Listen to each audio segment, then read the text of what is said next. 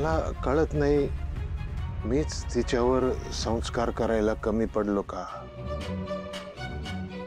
चूक माझी झाली का? माझे संस्कार करायला कुठेतरी कमी पडलो म्हणून तिला ती दुर्बुद्धी झाली.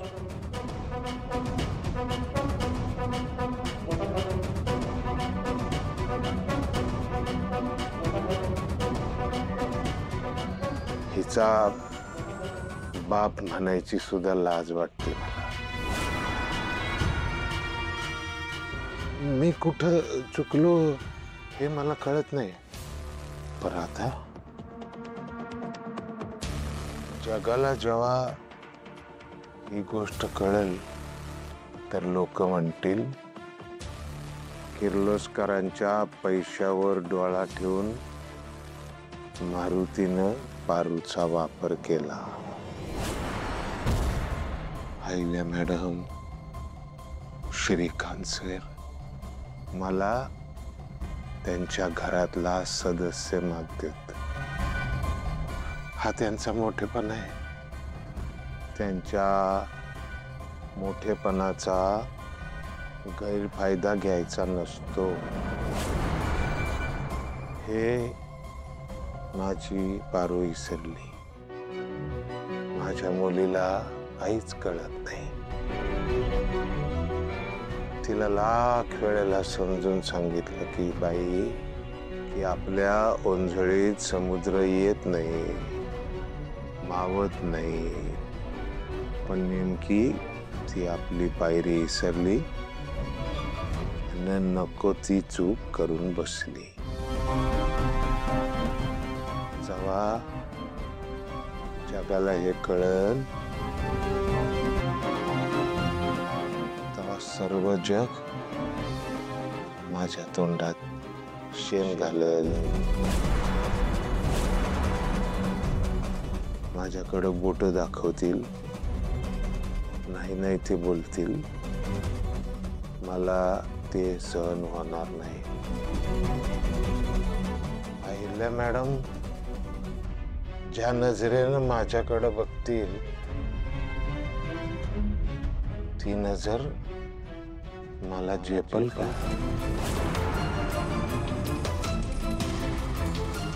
त्यांच्या नजरेचा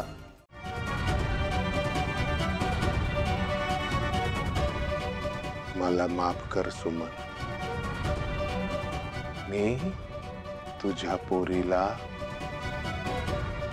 नाही सांभाळू शकलो.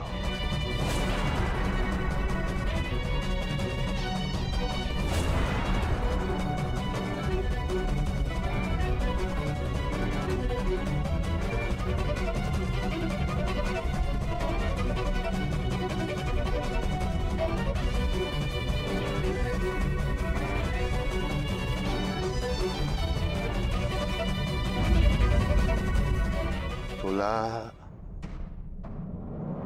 नवरीच्या वेशात पाहण्यासाठी माझे डोळे आसुसले होते. वाजत गाजत तुझी पाठवणी करायची इच्छा होती.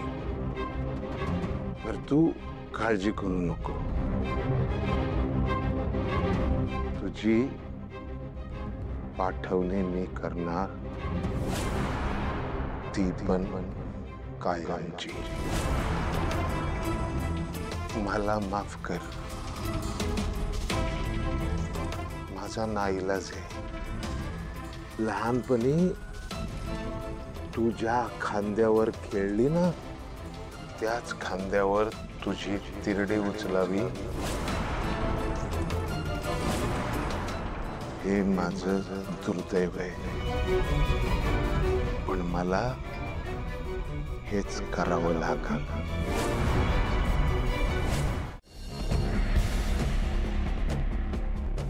गणी, तुला माहित आहे आज काय आहे? आज आपल्या आईची तिथी आहे. होय काय?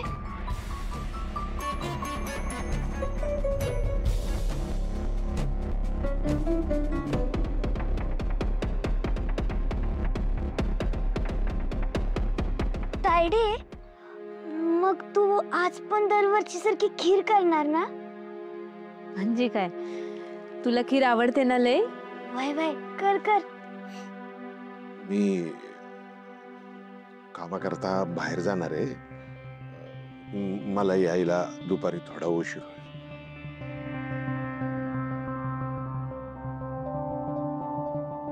काय बा, निदान आजच्या दिवशी तरी सुट्टी घ्यायचीस. हे बघ, मी अभि आज क्लासला नाही जाणार. फटके दे ना.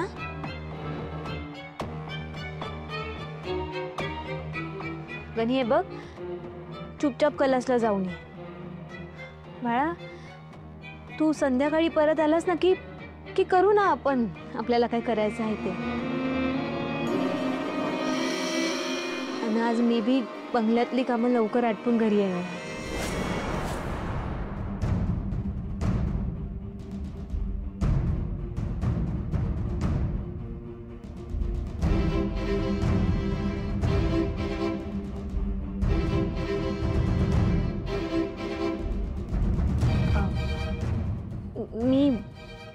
मी आलेच हा.